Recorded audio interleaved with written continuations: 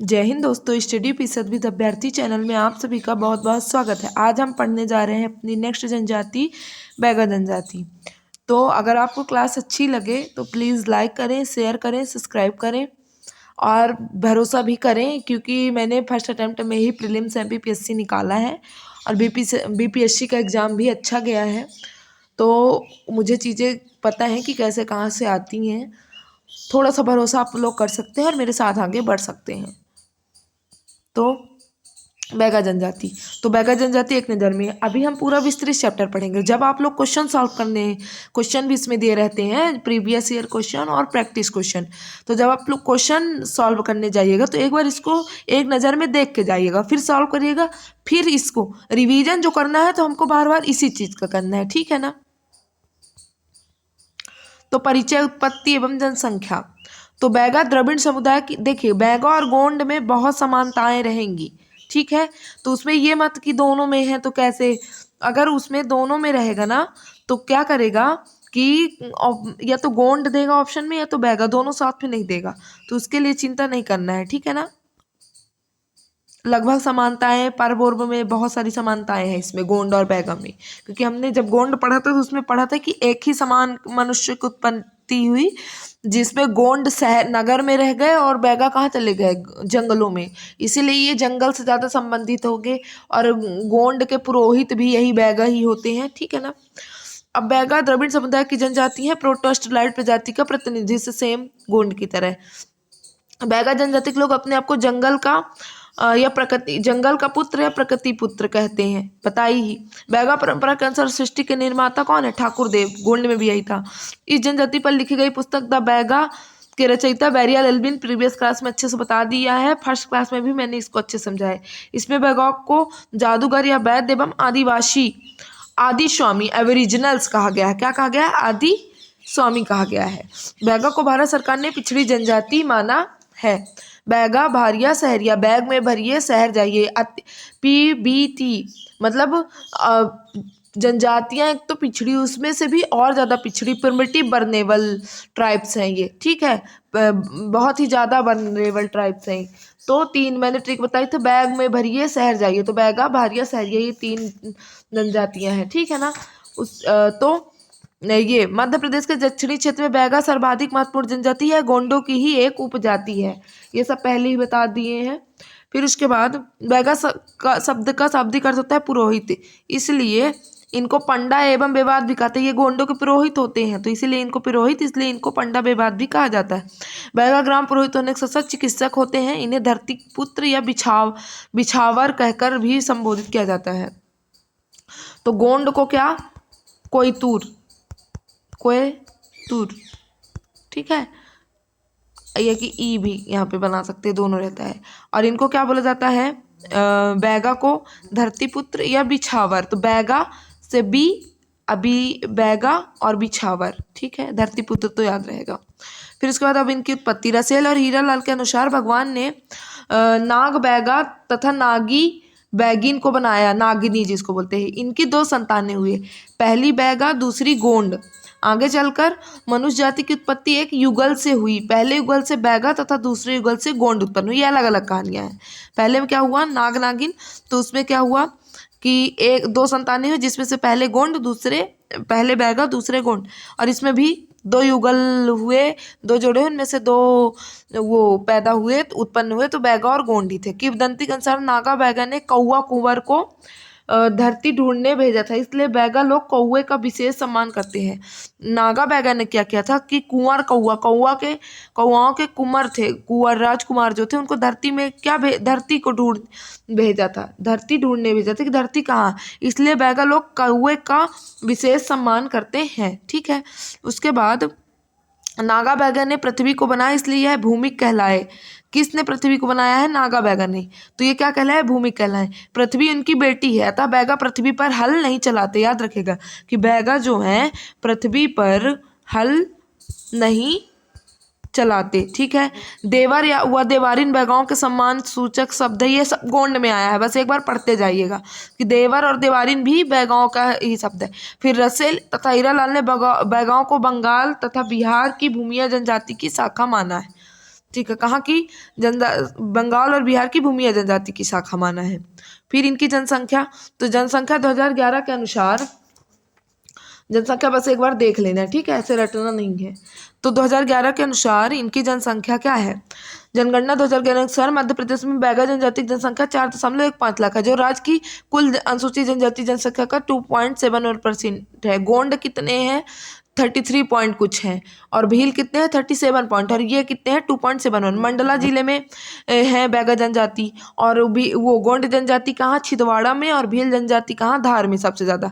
वर्ष 2021 में जनगणना में बैगाओं को एनिमिस्ट कहा गया था, कि मतलब ये पता नहीं कि किस धर्म को मानते हैं, लेकिन वर्ष 1941 में जनगणना को बैगाओं को हिंदू माना गया, ठीक है। फिर बैगा जनजाति मध्य प्रदेश के पूर्वी सतपुड़ा के डिंडोरी, मंडला, बालाघाट, सीधी जिले में निवास करती है। सतपुड़ा एवं मैकल पर्वत श्रृंखला के मध्य इनकी बसाहट सघन है। बैगाचक का अधिकांश भाग मध्य प्रदेश के डिंडोरी जिले में आता है। याद के बैगाचक जहाँ मतलब बहुत सारे बैगा रहते हैं, तो कहाँ रहता है, डिंडोरी। तो मंडला और डिंडोरी लगभग जनसंख्या इनकी मंडला में ज़्यादा है, लेकिन बैगाचक इनके रहने का स्थान कहाँ ज़्यादा है, डिंडोरी में, ठीक है। तो मंडला डिंडोरी मंडल डिंडोरी मंडला से ही अलग होकर डिंडोरी बना, तो एक ही क्षेत्र है लगभग। और यह पूरा क्षेत्र साल वृक्ष से आच्छादित है। तो बैगा साल, तो याद करिए बैग किससे, ऐसे दिमाग में कि साल वृक्ष से बनते हैं, तो साल वृक्ष की अधिकता कहाँ है, मंडला और डिंडोरी में, और ये मंडला डिंडोरी में किसकी, बैगा जनजाति की अधिकता। शारीरिक विशेषताएं, बैगा जनजाति के लोगों का कद मध्यम, ऊंचा, सुगठित, नाचपटी रंग, काला एवं बाल सीधे खड़े होते हैं। फिर उपजातियां इनकी कौन कौन सी है, उपजातियों से क्वेश्चन आता है, अच्छे से एक बार देख लीजिए कि रसेल ने मुक्ता बैगाओं की 7 उपजातियां माना है, भरोतिया, नरोतिया, रमैना, राय माना जिसको, कठमैना, नाहर, गोंड मैना, बिझवार। तो याद करिए इसको अच्छे से, भरोतिया, तो बैग में भरेंगे, तो भारिया अलग जनजाति, एक होती है भरोतिया, तो बैग में भरेंगे। नरोतिया, मान लो छोटा बच्चे उसका कोई खिलौना हम किस में भर दिए, बैग में, तो रोएगा तो हम बोलेंगे ना रोतिया, भरोतिया लेकिन ना रोतिया। फिर रैमैना, रैमैना, तुमको मैना एक पक्षी होता है और कठ मैना भी एक पक्षी होता है। तो बच्चे मैंने बैग में भर तो लिया है, लेकिन तुम रो नहीं, तुमको मैं मैना दूंगी और कठ मैना भी दिलवाऊंगी। फिर और क्या क्या, रैमैना दूंगी, कठ मैना दूंगी, और एक चीज़ क्या दूंगी, एक बार फिर से देखिए क्या है कि बच्चे का खिलौना है, बैग में भर लिया, तो भरोतिया, ठीक है। अब बच्चा क्या करेगा, रोने लगेगा, तो नरोतिया। क्वेश्चन आते हैं इससे, इसलिए याद करना पड़ेगा, नरोतिया। फिर कह रहा है कि न रो ना ही हर, हल्ला मत करो, न भरोतिया, न रोतिया, ना हर, क्योंकि मैं जो है रमैना, मैं तुमको, मैना पक्षी एक होता है, कठमैना काट के मतलब काट क्या होता है, लकड़ी, तो काट के मैना मतलब काट के पक्षी। फिर उसके बाद गोंड के मैना, याद किए रहिएगा कि गोंड मैना आ रहा, तो गोंड की उपजाति नहीं है, बैगा की उपजाति है, तो गोंड मैना। और ये रमैना दिलवाऊंगी, कोठ मैना कठ मैना दिलवाऊंगी, और क्या दिलवाऊंगी, गोंड मैना दिलवाऊंगी, ठीक है। और लास्ट में याद कर लीजिएगा बिझवार, बिरझो नहीं, लड़ो नहीं, बिझवार मतलब बिरजा मतलब लड़ना। तो मैंने बैग में भर लिया, तो बैगा जनजाति, भर लिया, नरोतिया, ना हार करो, न रैमाना, मैं तुमको कठमैना, गुड़मैना और बिझवार ये दिलवाऊंगी, ठीक है। तो याद हो जाएगा, उपजातियां याद हो गई होंगी। फिर भरोतिया, ये जनजाति अपनी मौलिक अवस्था, ये जनजाति अपनी मौलिक अवस्था में है, इसके सभी रीति रिवाज भूमिया बैगाओं से मिलते हैं, ठीक है। भरोतिया का अर्थ होता है भरता या भारण पोषण करने वाला। यह जंगली उपजाति है जो हल का प्रयोग नहीं करती, इनको बैगाओं में उच्च स्थान पर है, इनके बाल लंबे होते हैं, ठीक है, ठीक है ना। तो भूमिया भी बैगाओं से मिलते हैं, इनके रीति रिवाज भूमिया बैगाओं से मिलते हैं। फिर उसके बाद गोंड मैना, इनका बैगा जनजाति में निम्नतर स्थान है, बस इतना नहीं याद करना है, बस वो पूछेगा कि कौन सी। बिझवार बैगाओं में सबसे सभ्य जनजाति उपजाति है। बैगाओं की अन्य उपजातियों अपने आप में अलग बताने के लिए अपने आप को विंध्याचल या विंध्यवार कहला, मतलब विंध्य क्षेत्र के या विंध्यवार कहलाते हैं। बिझवार जनजाति भी बड़े जमींदार भूमिपति थे, तो बिंझवार और कौन, भरोतिया, ये अच्छे मतलब उच्च श्रेणी के होते। फिर कठमैना, कोडवान, काठ पर काम करने वाले, वही देखिए काठ, और मुंडीपा सफाचट मूछ रखने वाले। तो ये मुंडीपा वहाँ पे नहीं मिला, यहाँ पे मूछ को मुड़ने वाले, तो ऐसे याद कर ले, सफाचट मूछ रखने वाले। फिर जात कर्म का रिवीजन कर लीजिएगा उपजातियों का। फिर जात कर्म के आधार पर हाड़ा, घोड़ा सकेलने वाले या रठुरिया, ये हाड़ा रठुरिया, ये नुधुनिया गंगरिया, ठीक है। फिर मारावी, ध्रुवे, अब ये भूमिया की शाखा है, बैगा भूमिया की शाखा। मरकाम, परतेती, टेकाम, बस इनको याद करना, उधर आएगा तो वही पूछेगा कि भरोतिया, नरोतिया, रमैना, कठमैना, नाहर, ये यहीं से, ठीक है। फिर उसके बाद उसके बाद अब क्या, प्रत्येक जाति का एक गढ़ होता है जिसे जतका जात या तत्का गढ़ कहते हैं। प्रत्येक जाति का क्या होता है, एक गढ़ होता है जिसको क्या बोलते हैं, जतका जात या तत्का गढ़, जात का गढ़ या तत् का गढ़। फिर प्रमुख गढ़ कहाँ है, देवरी, एक दौरा भात रखने वाला शिकारी, घाटा, सौलौटाला, कोसियारी, ये सब नहीं याद करना। इतना डीप आएगा तो किसी से ही नहीं बनेगा, और ये सब चीज़ें पढ़ने के चक्कर में जो इंपॉर्टेंट चीज़ें हैं वो छूट जाती हैं, ठीक है। तो जो इंपॉर्टेंट है तो उसको मैं वैसे भी रिवीजन में करवा देती हूँ, मतलब बार बार उसको बता देती हूँ। फिर बैगा समाज पितृ सत्रात्मक है, एकल परिवार में रहते हैं परंतु पुत्र पिता से अलग होकर पास में दूसरा घर बना लेते हैं। माता पिता किसी भी पुत्र के पास स्वेच्छा से रहते हैं। परिवार में सयाने का सम्मान होता है, छोटे उनकी आज्ञा सदा मानते हैं। समाज में पुरुष के बनाए गए नियम लागू होते हैं परंतु स्त्रियों का अनादर पूरे बैगा समाज का अनादर माना जाता है, ठीक है। तो यहाँ फिर उसके बाद बैगाओं का सामाजिक संगठन आंतरिक रूप से सुव्यवस्थित एवं सुगठित है। बैगा जनजाति में पंचों की बैठक को मांदी कहते हैं, याद के रहेगा, बैगमा, ऐसे याद कर लीजिएगा, बैगमा, बैगमांदी। बैगा जनजाति में पंचों की बैठक को मांदी कहते हैं, ठीक है, याद कर लीजिएगा, बैगा मांदी, बैग मांदी, बैग मांदी, ऐसे, ठीक है। फिर बैगा जनजाति में पंचायत व्यवस्था होती है जिसमें 5 प्रकार के पंच होते हैं, मुकद्दम, दीवान, समरथ, कोटवार, देवार। देखिए सेम है, इसमें समरथ भर से एक एक्स्ट्रा आया है, बाकी गोंड जैसा ही पूरा है। तो मुकद्दम गांव का मुखिया होता है, इसकी नियुक्ति परंपरा ढंग से वंशगत होती है, सेम, जिसे सरकार से मान्यता प्राप्त होती है। गांव का प्रमुख प्रबंधक होता है, बारात की अगवानी और सरकारी कार्यों में मुकद्दम शासन की मदद करता है। फिर उसके बाद दीवान या मुकद्दम का सहायक होता है, मुकद्दम के अनुपस्थिति होने पर गांव के सारे कार्य दीवान करता है। इसकी नियुक्ति भी वंश परंपरा से होती है। दीवान के मुख्य कार्य पंचायत की बैठक बुलाना, शादी का न्योता, अतिथि का सत्कार करना आदि होता है। फिर समरथ, यह गांव का सामाजिक कार्य, सा से सामाजिक कार्य, सा से समरथ, कार्य और अतिथि के आने जाने के राशन का प्रबंधन करता है। इसके अंदर समर्थ होता है तो राशन का प्रबंधन भी करता है। सरकारी अफसरों के भोजन आदि का प्रबंधन इसके द्वारा किया जाता है। फिर कोटवार शासकीय सेवक होता है परंतु समाज में उसका स्थान महत्वपूर्ण होता है। गाँव की सुरक्षा का भार कोटवार के पास होता है, वह किसी भी जाति का हो सकता है तथा जन्म मरण की सूचना शासन को देता है। समाज की बैठकों को मुकदम के निर्णय की घोषणा करता है। फिर दवार यह गाँव का पुरोहित या पंडा होता है, यह धार्मिक पूजा पाठ का कार्य करता है, इसे भूमिया भी कहा जाता है, याद के रहेगा। दवार को ही क्या कहा जाता है, भूमिया। बिदरी पूजा इसी के हाथों में होती है, बिदरी मतलब बिरादरी की पूजा। फिर गांव एवं आवास, बैगा पहाड़ों के ऊपरी भागों एवं जंगल के किनारे निवास करते हैं। इनके गांव गोलाकार रूप में बसते हैं जिन्हें टोला या पूर्वा कहा जाता है। तो इनके गांव को क्या बोला जाता है, टोला या पूर्वा। पूरा गांव एवं प्रत्येक घर खड़ी लकड़ियों की सुरक्षा से, पूरा गांव एवं प्रत्येक घर खड़ी लकड़ियों की सुरक्षा से दीवार से घिरा होता है जिसे मेरो कहते हैं। तो टोला या पूर्वा इनके गांव को कहा जाता है और मेरो लकड़ियों का बना होता है। बैगाओं के यहाँ उठने बैठने के लिए एक मकान होता है जिसे क्या कहते हैं, बंगला। तो बस से बैगा, बस से बंगला, बंगला कहाँ होता है, बैगाओं के यहाँ। फिर उसके बाद घर के सामने पशु को बांधने के लिए शार तथा मुर्गों के लिए बाड़ा होता है। सार बोलते हैं, ठीक है, सार बोलते हैं जानवरों को बांधने के लिए, और बाड़ा किसके लिए, मुर्गों के लिए। बाड़ा एक बाउंड्री बना दे ताकि ये बाहर ना जा पाए। फिर पुरुष धोती कमीज वस्त्र एवं आभूषण में क्या है कि पुरुष धोती बंडी और पगड़ी पहनते हैं, हाथों में कड़ा, कानों में बालियां धारण करते हैं। पुरुष महिलाओं के समान बड़े बाल रखते हैं लेकिन दाढ़ी मूंछ कम रखते हैं। पुरुषों के वस्त्र को पटका लगोटी कहा जाता है, इसलिए कमर के घुटनों के ऊपर कपची नामक साड़ी लपेटती हैं, कपची। फिर गले में सुतिया एवं हवेल तथा बाहों में हरैया नामक आभूषण पहनती हैं। तो गले में क्या, सुतिया एवं हवेल, और गले में क्या, हरैया। तो हार से बना हरैया और सुतिया हवेल, बाहों में हरैया पहनती हैं। हार जबकि गले में पहने जाते हैं लेकिन ये बाहों में हरैया पहनती हैं, और सुतिया एवं हवेल कहाँ, गले में। फिर कमर में करधन, पैरों में पैजेब और टोडल पहनती हैं। तो पैजेब मतलब पायल होता है, टोडल भी पायल का एक रूप है। बैगा स्त्रियों द्वारा बालों में कंदरी नामक आभूषण पहना जाता है। तो कंदरी नामक आभूषण किसके द्वारा पहना जाता है, बैगा के द्वारा। तो बैग कंद मतलब क्या होता है, कंद मूल मतलब फल होता है, तो बैग में हम रखते हैं।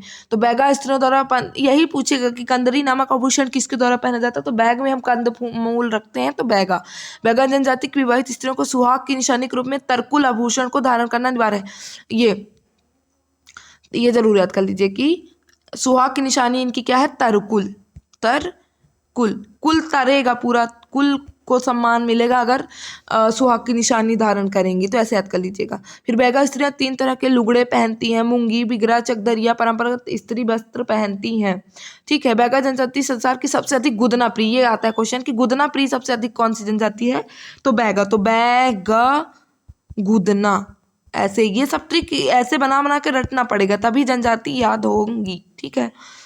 फिर उसके बाद खान पान भोजन, तो बैगा मांसाहारी शाकाहारी दोनों होते हैं। बैगा का मुख्य भोजन पेज, एक पेय पदार्थ है, कादो कुटकी, वही पेज उनका भी है, मक्का से बनाया जाता है। बैगा जनजाति समय के अनुसार सुबह बासी, दोपहर में पेज और रात्रि में बिहारी भोजन किया जाता है। सुबह इनका भोजन क्या कहलाता है, बासी। क्या कहलाता है, बासी। ठीक है। फिर दोपहर में क्या, पेज, और रात्रि में क्या, बिहारी।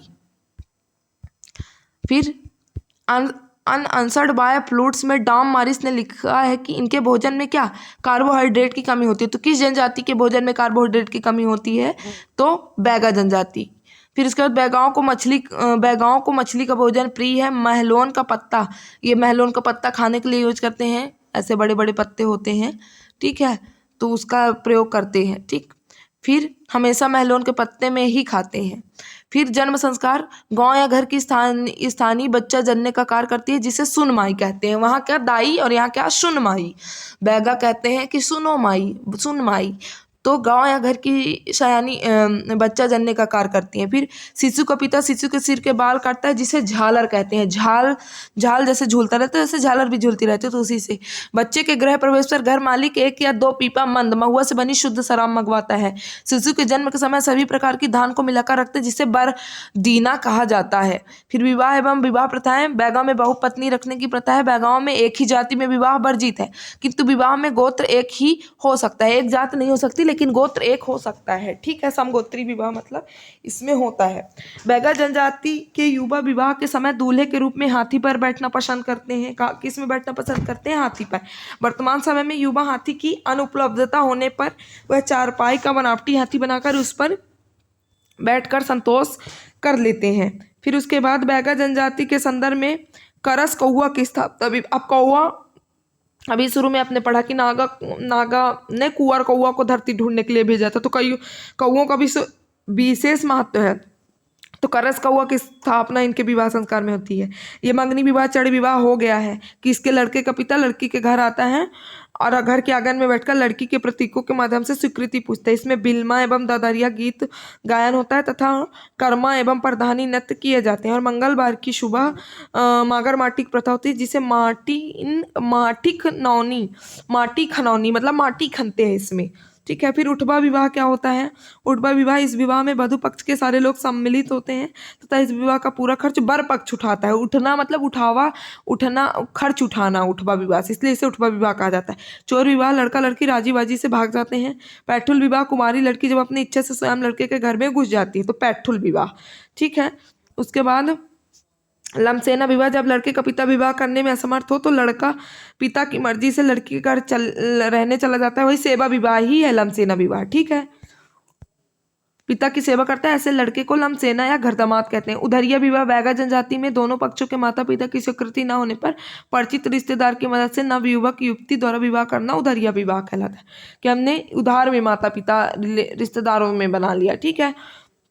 तो कितने विवाह इसमें होते हैं, मगनी विवाह, उठवा विवाह, चोर विवाह, पैटुल विवाह, लमसेना विवाह, उधरिया विवाह। फिर मृत्यु संस्कार, बैगाओं में शव को दफनाने एवं जलाने दोनों प्रथाएं प्रचलित हैं कि बीमार व्यक्ति की मृत्यु होने पर उसे दफनाया जाता है। मानदी पंचों की बैठक में मृत्यु क्रिया संस्कार फैसला के मानदी वही पंचों की बैठक। फिर घर मालिक द्वारा क्रियाकर्म के बाद मंद महुआ से बनी शुद्ध शराब होता है, जिसे सुठियार की शराब कहा जाता है। उठियार मतलब अस्थि उठाते हैं, तो ऐसे याद किया रहेगा। फिर सामरा प्रथा, आत्मा की मुक्ति हेतु मरने वाले व्यक्ति के मुंह में सोने चांदी का सिक्का, दही, तो सी से सामरा मतलब सोना, मरा मतलब मर गया, तो उसके सोने के सिक्के मुंह में लगाते, दही लगाकर रखा जाता है। फिर नहावल प्रथा, मृतक की अंतिम क्रियाकर्म में अनिवार्य रूप से नगाड़ा बजाया जाता है, तो नहावल नगाड़ा ऐसे याद कर लीजिएगा। फिर पर्व, तो रसौना या रतौना, यहाँ पर बैगा जनजाति द्वारा आदि पुरुष नंगा बैगा की स्मृति में मनाया जाता है। याद किया, रतौना पूछता है क्वेश्चन में, रतौना। तो बैग रात को चोरी हुआ, बैगा रतौना। ठीक है। रात को चोरी हुआ। फिर जनजाति आदि पुरुष नंगा बैगा किस्मती में, इस पर्व में बैगा लोग 9वें दिन मधुमक्खियों की पूजा करते हैं बहुत, कि किस पर्व में मधुमक्खियों की पूजा होती है, तो रतौना में। तो रात में मधुमक्खी वो देती है ना शहद, तो रात में झाड़ लेते हैं चुपचाप वो शहद को, शहद निकालने को ही क्या कहते हैं, शहद झाड़ना। तो याद कर लीजिएगा कि रात को बैग चोरी हुआ, और ये रतौना को रसनदा भी कहते हैं, याद किए रहिएगा कि रतौना रसनदा एक ही है। तो मधुमक्खियों की पूजा होती है, वो भी जैसे 9 दिन की नवरात्रि वैसे 9वें दिन। याद एकदम अच्छे से बैठाए रहिएगा, ये क्वेश्चन में आता है। और इसीलिए पूजा करते हैं। यह मुख्यतः मंडला जिले में, सब ज्यादा जनजाति बैगा की कहाँ है, मंडला में है, तो वहीं मनाया जाता है। इसे बैगा जनजाति शहद पर्व के रूप में मनाते हैं। भाई देखिए मधुमक्खी शहद देती है, तो शहद पर्व के रूप में बहुत इंपॉर्टेंट है। फिर बिदरी है बैगाओं की बीज बोने के पूर्व का त्योहार है, इसमें अच्छी फसल की कामना हेतु किया जाता है, तो बिदरी। फिर नवा फसल, वही ये तो सब में होता है, यह फसल कटाई का पर्व है, इसमें नई फसल आने पर अपने पितरों पर चढ़ाते हैं। फिर छेरता बच्चों का, ये अभी गोंड में पढ़े हम लोग कि बैगा बच्चों का त्योहार है, इसमें बच्चे साधु बनकर छेरता मांगते हैं। जवारा देवी पर्व है। फिर धार्मिक मान्यताएं इनकी क्या है कि ये बहुदेववादी होते हैं और ये प्रकृति पूजक होते हैं। नंगा बैगा नंगीन बैगन की भी नागा बैगा और नागिन बैगिन की भी ये पूजा करते हैं। आदिकाल में नागा बैगा जम्बू द्वीप में रहते थे, ठीक है। फिर उसके बाद ये राम कृष्ण हनुमान शंकर लक्ष्मण गणेश आदि हिंदू देवी देवताओं की भी पूजा करते हैं। बैगा महादेव पार्वती ब्रह्मा विष्णु राम और कृष्ण को मानते हैं। नवरात्रि में दुर्गा देवी की पूजा करते हैं। जवारे नवरात्रि में ही बोए जाते हैं ना, तो इसलिए लक्ष्मी देवी धन की देवी हैं। साल इनका प्रिय वृक्ष है, मंडला डिडोरी में पाया भी जाता है, पहले ही आ चुका है। तो साल इनका प्रिय वृक्ष है, जिसमें इनके देवता बूढ़ा देव निवास करते हैं। बैगाओं के बारे में कहा जाता है कि यदि साल वृक्ष की पत्तियां उनकी हथेली में रखकर कुछ भी पूछा जाए तो वो झूठ नहीं बोलते, याद रखेगा। ये इतना मानते हैं कि झूठ। और ये भील जनजाति, उसमें केसर, भगवान शंकर में चढ़ा हुआ केसर, किसी मंदिर में चढ़ा हुआ केसर का पानी पीकर झूठ नहीं बोलते हैं। और ये साल के वृक्ष की पत्तियों को हाथ में रख के झूठ नहीं बोलते। शौमन, ऐसा व्यक्ति जो आवश्यकता पड़ने पर धार्मिक कार्य करता है, तो कौन है शौमन। इंग्लिश तो बैगा सोद का बैग, मैगे ये काहे का बैग, और बुच्ची काहे का तो बोलते हैं उसको, तो शो करने के लिए दिखाए तो सामन पूजा पाठ, ऐसे ही बैग सामन ऐसे कनेक्ट करके याद कर लीजिएगा कि कहीं ऐसा पूछ ना ले कि सामन किस जनजाति से संबंधित है। शहडोल के बैगा शौमन, समान व्यक्ति दिवाली तथा दशहरे पर देवताओं को बस में करने वाले मंत्र सिद्ध करते हैं, इसे बैगा वीर कहते हैं। क्या कहते हैं, बैगा वीर कहते हैं। फिर इसके बाद अब वही देवी देवता सेम है, ठाकुर देव बूढ़ा देव की यह ग्राम अभिभूमि के देवता है तथा ग्राम के रक्षक है। इसका निवाह सरई या महुआ का वृक्ष है। इनकी पूजा 3 साल में की जाती है और सफ़ेद बकर की बलि दी जाती है, ठीक है। फिर बूढ़ा देव पीढ़ियों की रक्षा करने वाले देव है। फिर दूल्हा देव बीमारियों से रक्षा करने वाले। फिर बघेश्वर देव या खेती बेवार के देवता है। बेवार में कुटकी काटते समय बघेश्वर देव की पूजा, मतलब बेवार मतलब खेती की। फिर नारायण देव यह बैगाओं के कुल देवता है। प्रत्येक घर के द्वार पर इनकी स्थापना की जाती है। इनकी पूजा 3 वर्ष 7 वर्ष 12 वर्ष में होती है। इसमें सुअर की पूजा भी की जाती है, बता चुके हैं गोंड में सब। फिर नाग देव, तो नाग को बैगा नागेश्वर कहते हैं। खैर माई या ग्राम देवी है। खैर माई देवी महारीन देवी भी कहते हैं। खैर माई गाँव की बीमारियों की रक्षा करती हैं। बंजारीन माई ये वन देवी है। रात्रि देवी है, बैगाओं की रात में रक्षा करती है। फिर तंत्र क्रियाकर्म एवं जादू टोना, तो ये बैगा समाज में ऐसी मान्यता है कि सभी बीमारियों का कारण देवता या देवी का रुष्ट होना है।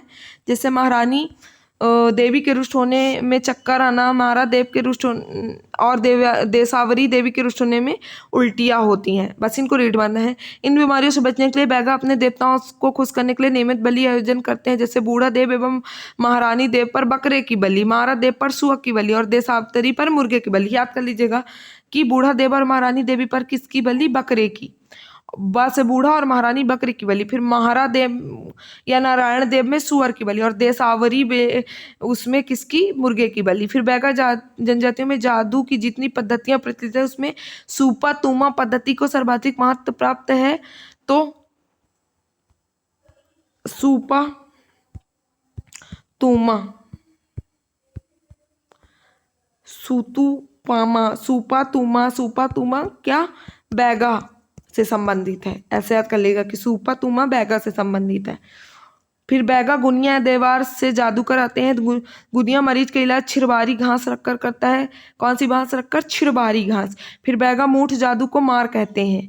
कहते कि मार दिया, टोना मार दिया, तो ऐसे ही मूर्छ जादू को क्या कहते हैं, मार कहते हैं। बैगाओं में गुग्गू विशेष मंत्र है। गुग्गू उल्लू का दूसरा नाम है, तो उल्लू को ये लोग क्या कहते हैं, गुग्गू। फिर उसके बाद नृत्य इनके कर्मा, बिल्मा, दादरिया, सैला, परधौनी, सुआ, झरपट, रीना, भड़ौनी और फाग। तो कर्मा नृत्य, तो यह नृत्य विजयदशमी प्रारंभ होकर वर्षा के आरंभ तक चलता है। इसमें मानदर नृत्य होता है, पैरों की गति के आधार पर नृत्य होता है, ठीक है, पैरों की गति के आधार पर ये पैरों की गति के आधार पर 4 प्रकार का होता है, जैसे कर्मा खरी, कर्मा खाप, कर्मा झुलनी, कर्मा लहकी। खरी, खाप, झुलनी, लहकी। फिर झरपट या कर्मा नृत्य का ही एक अंग है, जो स्त्री और पुरुष द्वारा अलग अलग पंक्तियों में आमने सामने खड़े होकर किया जाता है। रीना नृत्य, ये बहुत पूछता है कि किस जनजाति द्वारा किया जाता है, तो रीना कोई लड़की है जो बहुत सुंदर बैग खरीदती है, तो रीना किस जनजाति के द्वारा किया जाता है, बैगा। यह स्त्री प्रधान नृत्य है, जो पंक्तियों में आमने सामने घेरे में मांदर और टिमकी की थाप पर किया जाता है। शैला नृत्य, तो यह चांदनी रात में किया जाता है। इसमें युवक युवतियां आदि देव को प्रसन्न करने के लिए करते हैं। बिल्मा गाँव के बारात की विदाई के समय। फिर परधौनी नृत्य बैगा जनजाति में विवाह के अवसर पर बारात की आगमनी के स्वागत में ये किया जाता है। और ये बैगा लाड़ू गीत गाते हैं। कौन सा गीत, लाड़ू गीत। ये क्या, बिल्मा और ये परधौनी ये सब आ चुके हैं पहले ही, तो याद क्या रहेगा कि बैगा में भी ये सब चीजें आती हैं। लाड़ू किससे संबंधित है, और बैग में लड्डू भी रख सकते हैं, तो लाड़ू। फिर उसके बाद आर्थिक जीवन, तो बैगा जनजाति धरती को अपनी माँ मानती है, इसलिए धरती पर फसल उपजाने हेतु हल नहीं चलाती। ये बहुत इंपॉर्टेंट है कि कौन सी जनजाति है जो धरती पर हल नहीं चलाती, बल्कि झूम खेती करते हैं, जिसे बेवार या पोंडू कहते हैं। देखिए वो बोलते हैं भील चिमाता, ठीक है, और झूम खेती को, और ये झूम खेती को क्या बोलते हैं, बेवार या पोंडू। बेवार खेती की बदलाव खेती भी कहते हैं। कांदावाड़ी भी बेवार की तरह होता है, कांदावाड़ी भी। पोंडा या पौधा कृषि में सामान्यतः बैलों का प्रयोग नहीं करते, किंतु कुछ बैगा बैलों का प्रयोग दूसरों व्यक्तियों से लेकर करते हुए उन्हें उपज का आधा भाग देते हैं। यह प्रथा पोंडा या पौधा मतलब दे दिया जाता है, तो याद किया रहेगा कि ये प्रथा है, देने की प्रथा पोंडा या पौधा है। बैल, भाई ये खुद तो बैल नहीं ले सकते, लेकिन दूसरों से ले सकते हैं। मंडला जिले के बैगाचक क्षेत्र में अधिकांश आदिवासी गुनरी घास के छोटे छोटे छल्ले गूंथकर चैन के समान सुंदर मालाएं महिलाओं के द्वारा बनाई जाती है। इसी तरह कान में पहनने के लिए तरकी नाम का गहना, तो तरकी और गुनरी घास से बना हुआ माला बनाती हैं। यह महलोन के पत्ते का संग्रहण करते हैं तथा उसमें दोना पत्तल बनाते हैं। तो याद करिए, दोना पत्तल किससे बनता है, महलोन से, और बैगा जनजाति प्रमुखता बनाती है, ठीक है। फिर उसके बाद महलोन, यह पशु पक्षियों का शिकार भी करती है। इनके द्वारा शिकार हेतु बनाए गए विभिन्न फंदे निम्न प्रकार है। अभी इतना ज्यादा ये नहीं याद करना कि ये बस याद कर एक बार रीड की, खुज्जी फंदा, दलगा फंदा, ठोंगा फंदा, दबका फंदा, सूरी फंदा, चेप फंदा, मलंदा। बस। भाषा बोली, बैगा द्वारा प्रयुक्त बोली छत्तीसगढ़ी का विकृत रूप है। इसमें गोंडी शब्दों का भी मिश्रण है। यह तथ्य रसेल और हीरालाल की पुस्तक ट्राइब्स एंड कस्टम में मिलता है। ट्राइब्स एंड कस्टम, ये हीरालाल और रसेल की ट्राइब्स एंड कस्टम, हमारा कस्टम क्या है, हीरे के समान है, कल्चर इनका जनजातियों का कल्चर, तो हीरालाल और रसम सब ट्रिक से फर्स्ट क्लास में याद करवाई हूँ। फिर बैगानी कोल में कथाओं को किस्सा कहते हैं, तो हम लोग को में भी किस्सा कहते हैं। फिर उसके बाद कला और वाचिक परंपरा में बैगाओं की कल्पनाशीलता का सर्वश्रेष्ठ उदाहरण मौजूद है। चकवा चकवी नाम का किस्सा श्री शेख गुलाब के अप्रकाशित संग्रह से प्राप्त हुआ है। तो चकवा चकवी किससे संबंधित है, बैगा से। चकवा चकवी किससे संबंधित है, बैगा से। अभी आपको लगता होगा सब भूला जा रहा है, लेकिन 2 बार रिवीजन करने के बाद चीजें याद रहती हैं, और जब आप क्वेश्चन सॉल्व कर लेंगे तो आपको कॉन्फिडेंस आ जाएगा कि कैसे क्वेश्चन आते हैं, इसलिए निश्चित रहिए। फिर अन्य महत्वपूर्ण तत्व, बैगा नया मकान बनाते समय दीवारों पर मिट्टी से नोह डोरा एक प्रकार का भित्ति चित्र बनाते हैं, गोंड भी बनाते हैं। बैगा जनजाति संसार की सबसे अधिक गुदना प्रिय जनजाति पहले ही। बैगा सुअर पूजक होते हैं। 12 वर्ष में एक बार बैगाजन सुअर बलि समारोह आयोजन करते हैं। कुकड़ा पाट खेल बैगा जनजाति के लड़के और लड़कियां दोनों मिलकर खेलते हैं। फिर अर्जुन सिंह धुर्वे बैगा जनजाति के नृत्य कलाकार हैं। इनका संबंध डिंडोरी जिले से है। अर्जुन सिंह धुर्वे, इनको वर्ष 2022 में पद्मश्री से सम्मानित है,